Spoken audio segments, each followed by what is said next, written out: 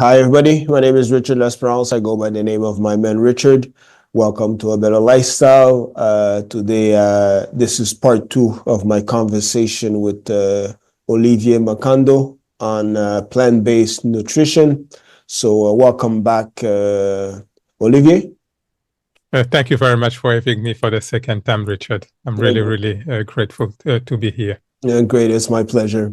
So last time we talked about a lot of stuff. I wanted to, so I have more questions, but I just want to touch back on one thing we had talked about. It was in regards to refined carbs. You were mentioning about flour and stuff like that. Can you give more example of what food is when we talk about refined carbs? Yeah, so for example, you look at white flour, you look at white bread, you look at pasta, you look at white rice and white sugar, and all these things are not good carbs. So that's some examples of refined carbs, which are not really designed for the human mechanism. The carbs that you need to, which are good, are stuff like the brown rice, the potatoes, the yam, and all these things that are really good for the human mechanism. Are plantains good? Yes, plantain is good. Yes. So everything which is natural that you can find in nature, that's good. So everything that comes off the ground and you can find that in nature, then that's fine. But for example, white bread, you can't find that in nature, or the pasta, you can't find that in nature. So all these things are not really good carbs for the human mechanism. Sometimes they say, I don't know about the plantain because I know my father had an issue with potassium and his potassium was too high. And I think they was saying, I'm not sure, but I think they were saying it's because he was eating too much plantain. Is that accurate or can it be something else? No, it's accurate because what has happened as well, it's happened to me as well. In 2018, I went to the doctor because people kept telling me, okay, you are telling us that you've been able to reverse your high blood pressure and stuff like that. What is the proof? So I had to go to the doctors and have some blood work done. And when I was doing that, the first time when I went, they told me that my potassium level was too high. And for them, they told me that my kidneys were not working properly. And then they told me to come for a second time. I went over there, they took my blood as well. And for the second time, they told me again that my potassium was too high and I've got a problem with my kidneys. But what I know is that the physical body is not stupid. If there's something, you will have some, if there's something wrong going on, you will have some, the body will let you know. You will have some symptoms and stuff like that. For me, I didn't have any symptoms. And the reason it's because I eat too much bananas. That's the problem. When you eat too much bananas, like you say, your dad eats plantain banana, yes, your potassium level will be high. Because every single day I need 5 or 6 bananas. And that's why my potassium level was high. And for them, it meant that I had a problem with my kidneys, which is not right. Because since 2018, we are in 2024, my kidneys are still functioning properly. So it shouldn't be a problem. The body knows exactly what it's doing. So in regards to potassium, if it's high or if it's low, like there's no danger, or how should we manage that? Yeah, so for me, I think the body knows exactly what to do. Because when you go, for example, let me, for example, they told me that my potassium levels was too high. But after 7 years, I still have no problems. So it really depends. Or for example, because I don't drink cow's milk, I don't eat any dairy product. So for example, if I have to go now to have my blood work done, they will see that my calcium level is too low. And for them, it's a problem. But my body is working properly. And when they say, for example, that my calcium level is low, it will be compared to people who drink cow's milk or who take dairy product, which is, you can't compare me with someone who take dairy product, because my calcium level will still be low. So for me, it's not a question of if the potassium is too high or too low. The problem is, if there's an imbalance, your body will let you know. It will not go and sin. The body will let you know that there's a problem. And if your calcium level or your potassium level is too low or it's really too high, then the body will show you that there's a problem. And if someone has kidney problems, can it be reversed with plant-based nutrition? Because I heard there was someone, there's another person I was listening to. She's doing a lot of that too, and she was talking that it could be reversed. What's your take on that? Yeah. The body is self-healing. The body is self-healing. So for me, I know that, yes, if you've got kidney problems, the body can reverse that. Because what's happening is that when you eat too much animal product, it's going to, when the body digests that, it's going to create lots of uric acid. And those uric acid has to be processed by the kidneys. And if you eat too much of them, then it's going to create a problem and your kidney will start failing. And it's not going to be able to do the work that is supposed to do. But when you remove the cause, which has created the problem, because the body is self-healing, it's going to heal itself. So yes, I'm definitely positive that the body can reverse problem if you've got problem with your kidneys. Yes, but the problem is you just need to remove the cause, and the body will do the healing, and you'll be able to reverse that. Definitely, so that woman is right. Okay, so that's with proper eating and all that, right? Yes, because when you look, for example, at all the animals in the forest, for the most part of their lives, they don't get sick because they've got no vet in the forest. But what you can see is that all of them, they eat the specific species diet. For example, a cow or a giraffe, for example, will not decide that one day she's going to start eating meat. They don't do that. They stick to the specific species diet. And that's why, for the most part, they are always in good health.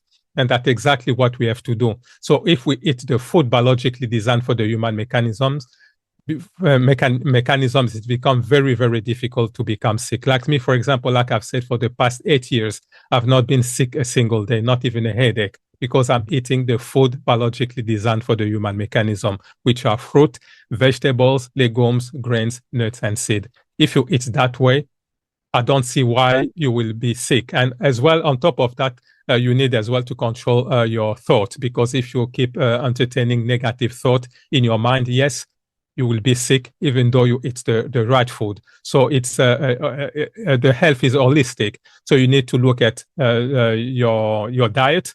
You need to look at the negative or the emotions that you entertain most of the time. And if it's negative emotions such as fear, anger, jealousy, envy, hatred, all these things, yes, your body will start producing adrenaline and cortisol in excess, and this will impair your immune system.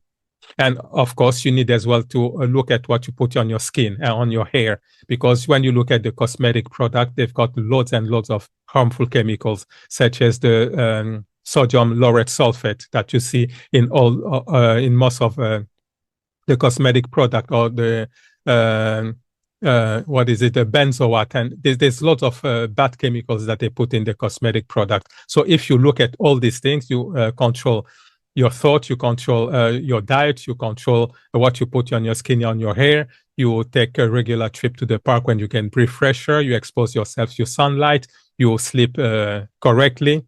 There's no reason why you will be sick. And that's exactly what I've been doing. And like I've just said, for the past 8 years, I've not been sick a single day. So yes, if you do that, you will be in good hands. You were talking before about rice and pasta with the refined carbs.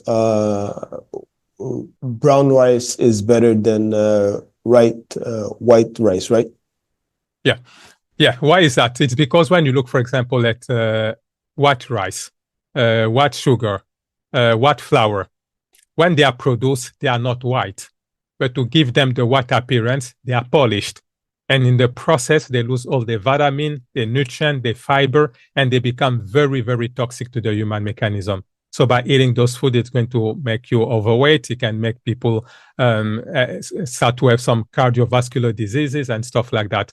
So yes, and when you look, for example, at the white rice, the glycemic index is very high, which means that the sugar from the white rice will go very quickly in the bloodstream and will start creating spikes of insulin. And when you've got lots of peaks of insulin, it's not going to be good for your system, because at that time, the body will have to, those peaks of insulin will create what is called cellular aging, and your cells will start aging very quickly, which is not good. But when you eat brown rice, the glycemic index is not very high. So because of the shell, which is on the brown rice, and all this, and they've got fiber as well, which is contrary to the white rice, which hasn't got the fiber. And because of that, the sugar, the glucose, will be released very slowly in the bloodstream, and it's not going to create problems. So yes, there's a big difference between the white rice and the brown rice. So it's better to eat the brown rice and not the white rice. I was listening to some things to an episode on YouTube, and when you were talking about the pasta, he was saying like if you put the pasta in the fridge, it could decrease. I can't remember what was it like he was saying, but it could be safer to eat it after or to cook it after if you put it in the fridge for certain hours. Is that correct, or do you know about that? No, personally, I don't think so, because what you will see that the molecular structure of that pasta will not change. Even if you put that in the fridge or for so many hours, the molecular structure will not change. So it's still going to be, if it has been made with white flour, it's still not going to be good. But even if you look at the pasta which has been made with the brown flour, yes, it's going to be a lot better than the one which has been made with the white flour. But at the end of the day, they are still man-made food, and man-made food are not good for the human mechanism. So you should really, for example, if it's made with white flour, you should avoid that at all costs. If it's made with brown flour, you need to eat that moderately. So that's what people need to understand, is that the man-made food, which are the processed food, are really not good for the human mechanism, because they've got lots of additive, coloring, flavoring, preservative, which are chemical substances not recognized by the body, and they create havoc. So the best thing is to really stay away definitely from the pasta made with white flour, even though they've been left in the fridge, because the molecular structure will not change. And if it's the pasta made with brown flour, eat that moderately. Is it written in the back of when you buy pasta if white flour is included, or the brown flour, is it included, or in the ingredients in the back if someone looks at it? Yes, it's written. So, for example, if you look at all those, it will say that it's made with white. It's written white flour or something like that. But when it's brown flour, it will be written whole food, or whole meal, something like that. So you'll be able to see if it's made with white flour or brown flour. Even the color, you'll be able to see that. Look, for example, something which is made, you got, for example, the white bread and the brown bread, which is completely different. It's made from different type of flour. So someone who's starting, like wants to switch and reverse their way of eating, especially if they were eating rice and pasta, can it still be more okay, like to maybe eat less, like in the future, like in moderation, or completely cut it as much as possible? Yeah, so basically, when I try to tell to people, I don't want to be dogmatic to say that people need to completely stop. No, the key is to reduce that to a very minimum. For example, for people who cannot stop eating animal product, if they cannot stop completely, they can reduce that maybe to once or maximum twice a week and eat that very small amount and use that like a condiment. It's the same with white flour, like pasta and stuff like that. Yes, if they cannot stop completely, yes, they can still continue to eat that, but the key is to really eat that in a very small amount and less frequently. That's what they can do. And if they do that, and most of the time they eat fruit, vegetables, legumes, grains, and seed, then they won't have any problems. It should be fine. We were talking about the water last time.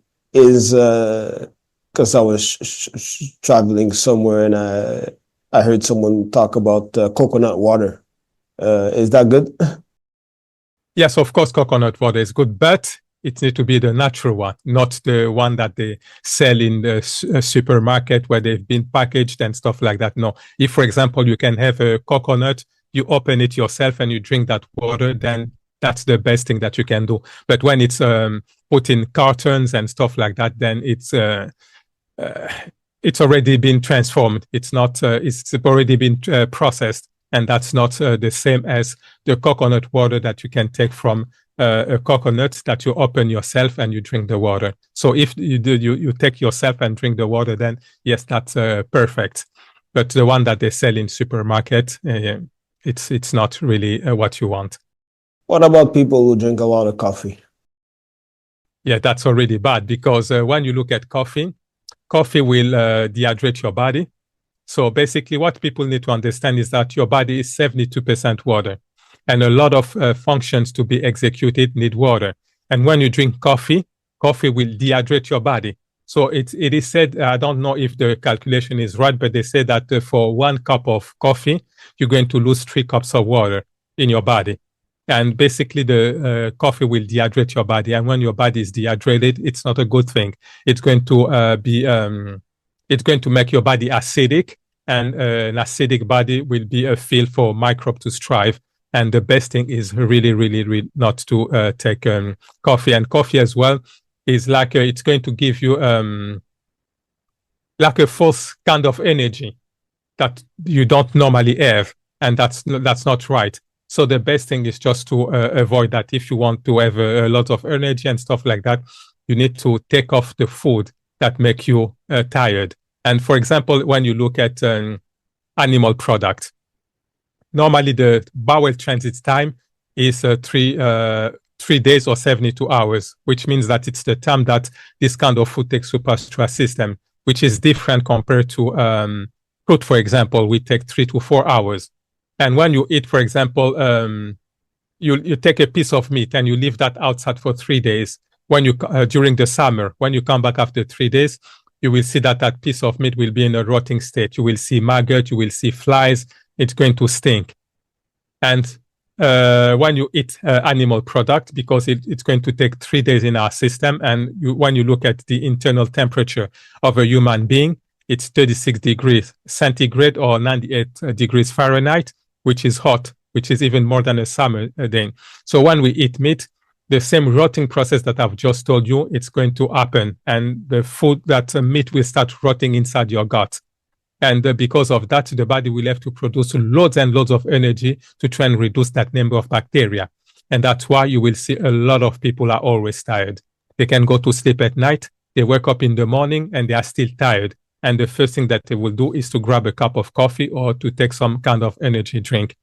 But when you understand that it's the food that make you tired like that, for example, for me, after I don't eat any animal product anymore, and the fatigue that I was having all the time has completely disappeared. So I don't remember one day waking up and in the morning and being tired. So what about tea? Because I heard, I saw that there's some good tea. I don't know, correct me if I'm wrong, like green tea and all that. Is that true? Yes, for tea, that's not a problem. Tea, you can have green tea. There's lots of kind of tea, ginger tea. There's lots. Yes, for tea, that's absolutely fine. You can have it. That's not a problem. So before you were talking about people not having energy, uh, I had heard before like the body needs sugar in order for it to have energy. What's your take on that? Yeah, yes, that's true. But people need to make the difference between the refined sugar and the sugar coming from fruit, vegetables, legumes, grain nuts, and seed. Because the primary source of fuel for the body is sugar. So anything that you eat, the body needs to transform that into sugar. So yes, if for the body to work in an optimal way, it needs sugar, but you need the natural sugar. And I repeat again, the sugar coming from the fruit, vegetables, legumes, grains, nuts, and seed, and not the sugar coming from the refined sugar, coming from white bread, coming from cakes, coming from sweets, coming from lollipops, and all these things. So that's the wrong sugar that the body doesn't need, because the sugar that the refined sugar, what is the difference between those two sugar? When you look, for example, at the refined sugar, it's bioavailable, which means that it will go very quickly into your bloodstream. And like I said, when this happens, it's going to spike the insulin, and that's not good for your system. But when you look at the fruit sugar, or the sugar, the natural sugar coming from fruit, vegetables, legumes, grain nuts, and seed, it's not bioavailable, which means that it will go in your stomach. It's going to get digested. It will go into the small intestine, and there's something like hair in your small intestine, which is called villi, and this will be able to extract all the nutrient and all that. That's only when the body will be able to release a little bit of insulin to deal with all this sugar. So that's the big difference. So yes, sugar is that's what we need. That's the primary source of fuel, but you need to have natural sugar. People might be afraid of not having enough protein in their system. So what do you have to say about that? Yes, what I keep saying to people is that when you look, for example, at the gorilla, with the gorilla, we share 99% of the same DNA, which means that our digestive tract are practically the same. But when you look at gorillas, what do they eat? They eat fruit, vegetables, and tender root. They do not eat meat. How come gorillas eat? They don't eat meat? You can see them. They are very muscular. They are very strong, and they don't suffer from protein deficiency. And you look, for example, at the rhino. You look at the giraffe. You look at the elephant. All of them, they don't eat meat. But what do they get their protein from? So when people are talking about protein, this is a wrong concept, because that's usually what the meat industry has put in people's head, that they can only have protein from animal product, which is completely false, because you look at all these animals, they don't eat meat, but they still have the protein, and all of them, they are very strong. So that's exactly where, as human beings, we can have our protein from. You will have that from stuff like legumes, like beans, lentils, chickpeas, chia seed. All of them, they are full of protein. For example, if you take 100 grams of meat, there's 26 grams of protein in those 100 grams of meat. You look at beans, you take 100 grams of beans, you will see that there are 20 grams of protein. So the difference is not even big. 26 for meat and 21 for beans. It's not. The difference is not big. You look at tofu. It's 18 grams of protein. You look at lentils in 19 grams. So all of them, they've got protein. So you can never be afraid of being a protein deficient. Like me, for example, for the past 8 years, I've not had any animal product, and I'm still not protein deficient. And what people need to also to understand is that people keep talking about protein, but actually we don't need too much protein, because even when you look at the mother's milk, when the mom is breastfeeding, there's only 2% of protein in the mother's milk. which means that we don't really need too much protein. So this is just the meat industry, which is pushing all these narratives so that people can eat more and more animal product. But in fact, we don't really need too much protein. So you believe if someone goes on a plant-based nutrition that the body will have enough for it to sustain itself? Yeah, exactly. It will have enough. Just like all the animals that I've just told you, all the gorillas, the giraffe, the rhino, the elephant, the cows, all of them, they don't eat meat.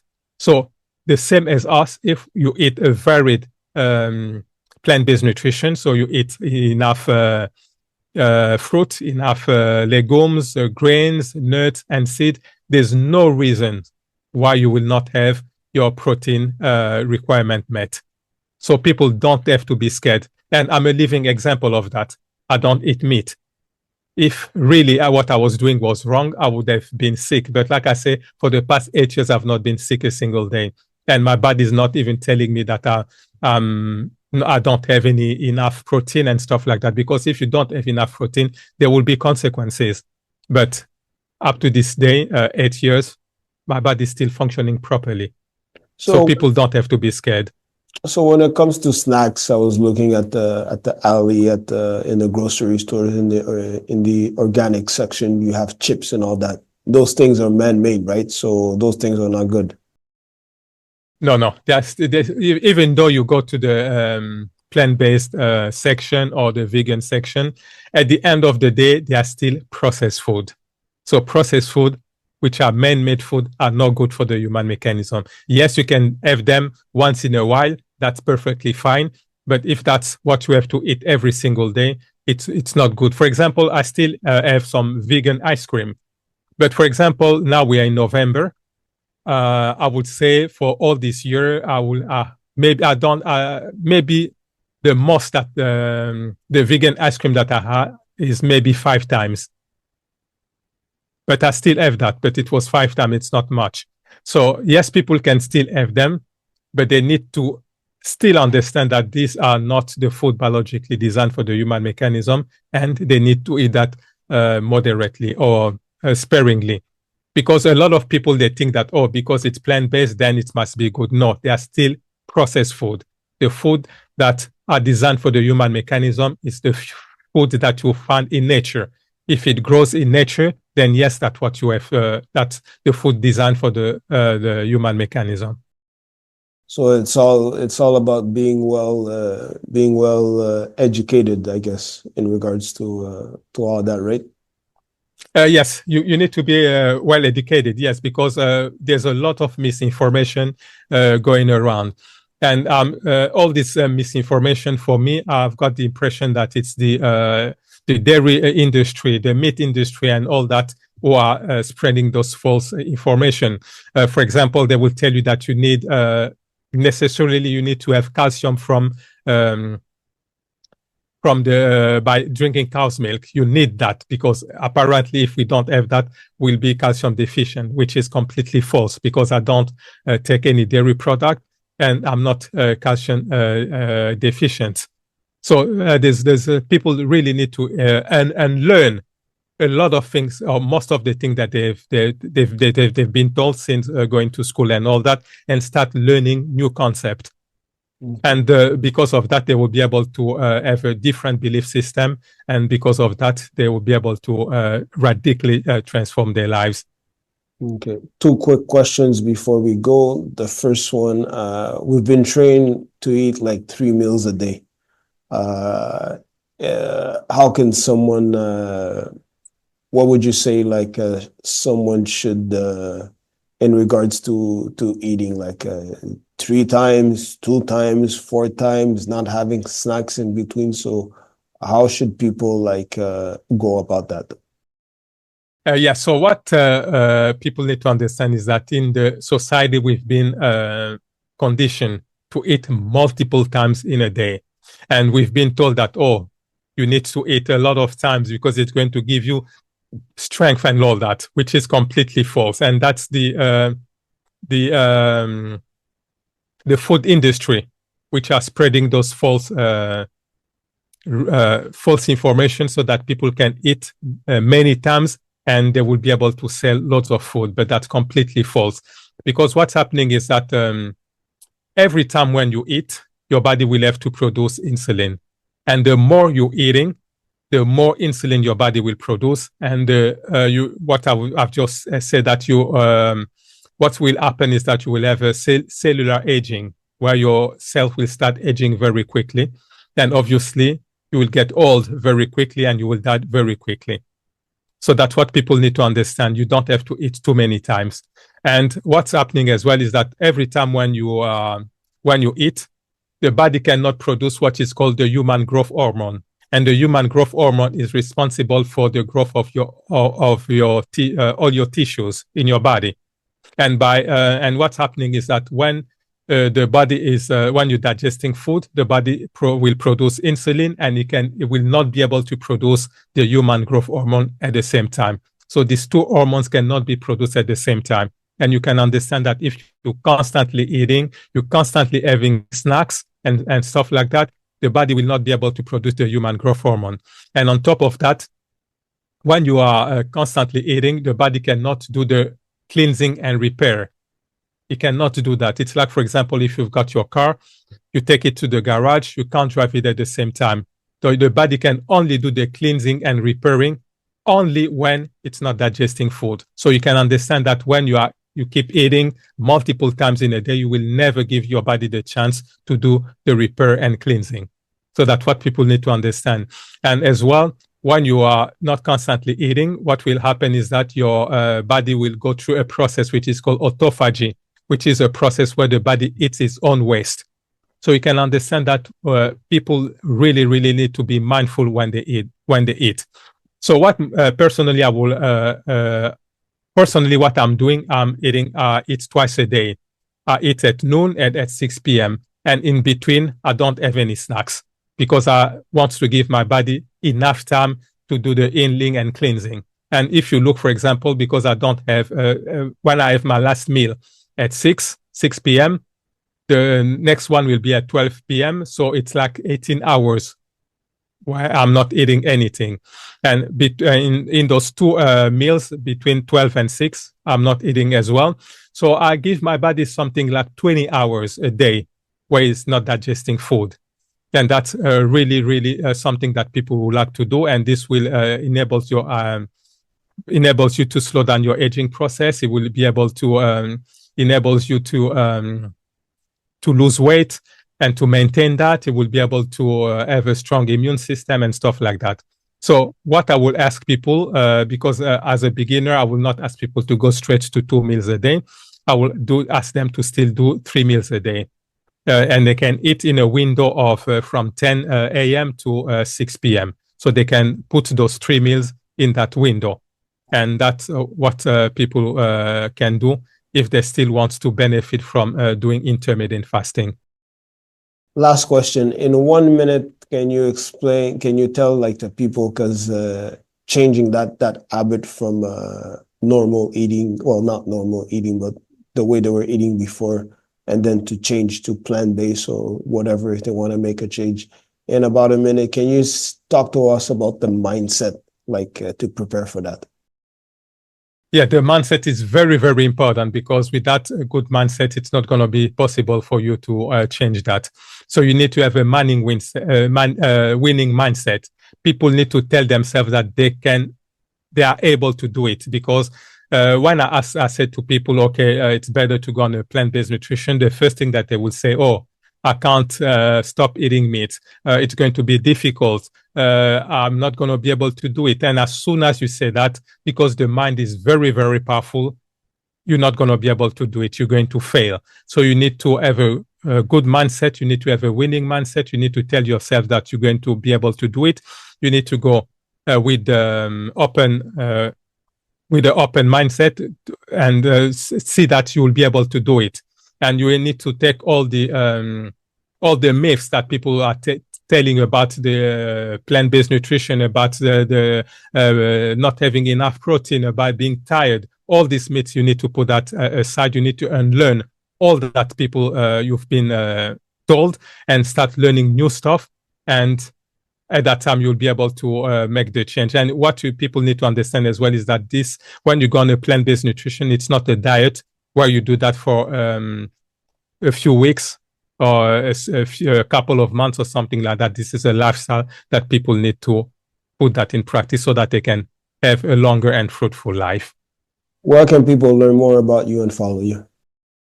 Yes, if they want to learn more about me, they can go on my website, which is oliviermankondo.com. That's oliviermankondo.com. They can find all the resources, my books, they can find it over there. My coaching program, they can find it over there. And I'm also on most of the social media. I'm on YouTube, I'm on TikTok, I'm on Instagram, Facebook, LinkedIn, Twitter. All these things are, they can just tap my name, Olivier Mankondo, and they will be able to find me.